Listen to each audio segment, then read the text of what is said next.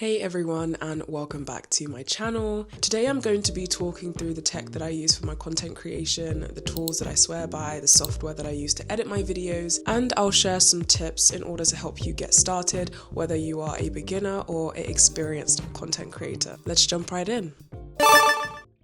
First off, let's talk about my MacBook M3 Pro. This guy right here. So I've been using this MacBook for over a year now. If you guys are familiar with my unboxing video, then you would have seen everything to do with my specs and the reason why I chose to get this MacBook. But just for you guys who are viewing my channel for the first time, I chose to get the 16-inch MacBook M3 Pro with 512 gigabytes of storage and 18 gigabytes of RAM. More than enough for all the compute power that you would need in order to edit your videos for social media. So prior to getting a MacBook, I was using a Windows laptop and I was using that to edit all of my videos for YouTube and everything that I wanted to do regarding content creation. And it was a struggle because it would lag every so often. It just wasn't easy to seamlessly edit my videos without any of the hassle of like an app crashing or my laptop not being able to handle my 4K content. It was just really stressful and it made everything to do with creating videos just so much more harder than it needed to be. But ever since getting this MacBook, everything has been so easy. There has been literally no sign of lag whatsoever, no performance issues. It has been so fun to be able to make videos and not have to deal with all of that nonsense on the side. And every video that I record now is in 4K. It has no issue handling all the color grading and hardcore editing that you might really want to do on a MacBook if you were thinking about buying it for yourself.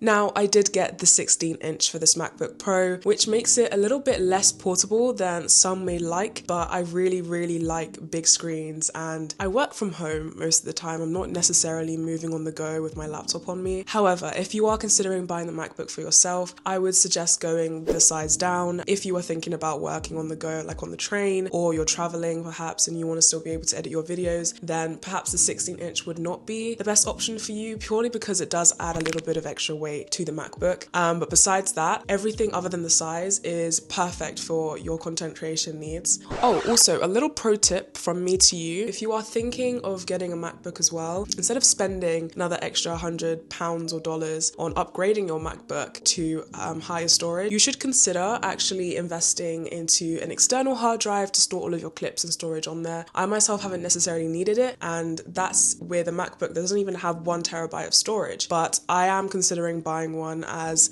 I continue to go further into my YouTube videos, and I'll definitely recommend considering buying one for yourself. Just get the cheapest option you can find off of Amazon.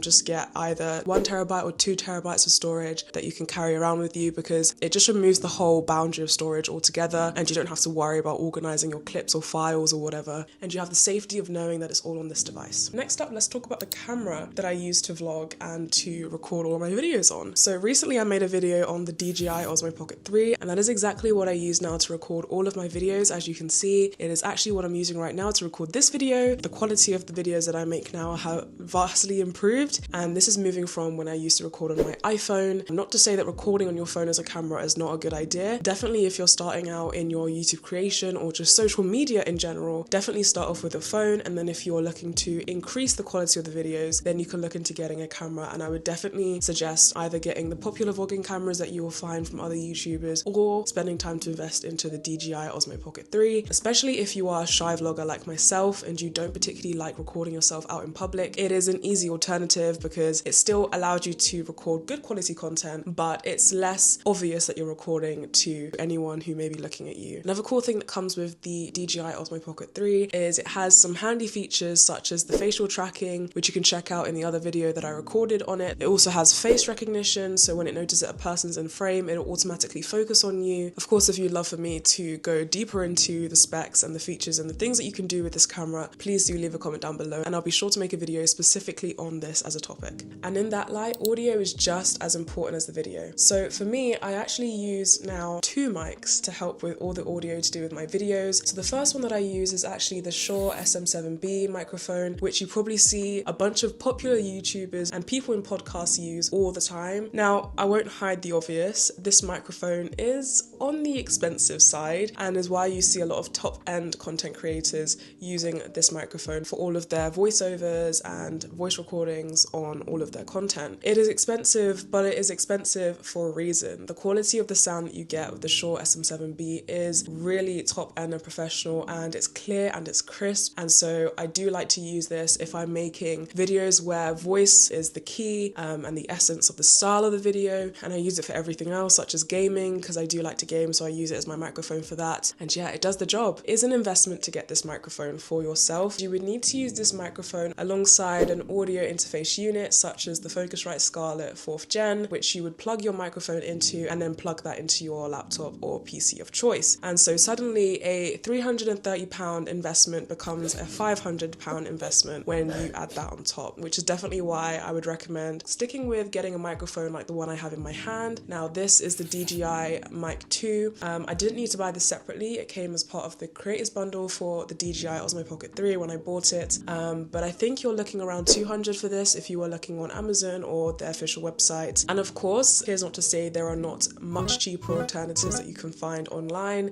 There are a bunch of other microphones just like this one I have in my hand that do the exact same job and ensure that the audio on your videos are crisp. Lighting. Now, I have by no means perfected the art just yet, but I can confidently say that just getting yourself a trusty ring light is literally all you need to get yourself started. Even if you don't have this, you can always rely on natural lighting, but the only downside of this is that you're limited to the time that you have to record your stuff, especially if the sun is fluctuating during the day or the weather's bad, then you're not getting much sun come through your windows, etc. So it's always best to ensure that you're investing in the equipment that's going to help you maximize your time during recording and make it easier to get out your content. So yeah, I would definitely recommend getting just a cheap ring light. It doesn't have to be expensive. This is the one that I use for my videos at the moment. So I use this ring light, which is also a tripod in one. So I use it to attach my DJI Osmo Pocket 3 on top. And then the light obviously provides the look that you're seeing on screen now. And it was literally only £20. I didn't need to go overboard. You don't need to go overboard for good lighting. As long as you know where to position it and how you can kind of organize your backdrop so that it gives you this professional looking feel in your videos, that's really all you need. And finally, let's talk about editing software. So the software that I use to edit my videos is Adobe Premiere Pro. Now, prior to this, I used to use Filmora. They're both not free to use, and I found that Filmora was great in getting you started into editing your content because the UI was quite easy to wrap your head around. It didn't take me too long to figure out the different tools I was able to use, and I got along with it quite well. But then when I was able to upgrade it to Premiere Pro, which I feel like is definitely the industry standard that people like to use, and it's for a reason because of all the different features that are available to you with using Premiere Pro. And even though I would say that it is slightly more complex, I would definitely say that the learning curve is worth it. It offers incredible flexibility and is good for content creators at any type of level. Whether you're looking to do color grading,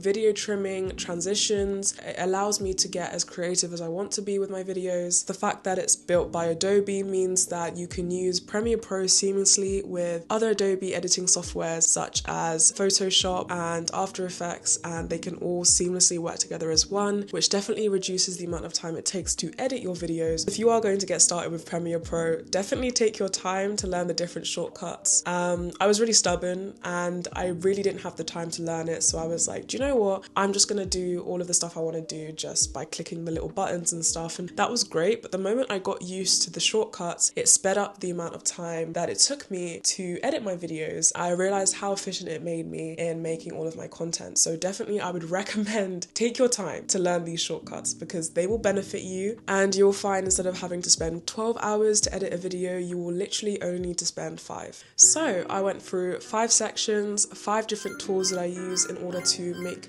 my videos here on YouTube. So if you found any of these useful or have questions about my setup in particular, please do feel free to leave a comment down below. I encourage engagement, discussion, and this is a community that I'm trying to build on my channel. Do not be afraid to ask me any questions. I'll be more than happy to answer. And of course, if you're looking for more tips and tech reviews, be sure to subscribe and hit that like button. And don't forget to hit the bell so you don't miss out on any of the videos that I upload on my channel. I'll catch you guys in the next one.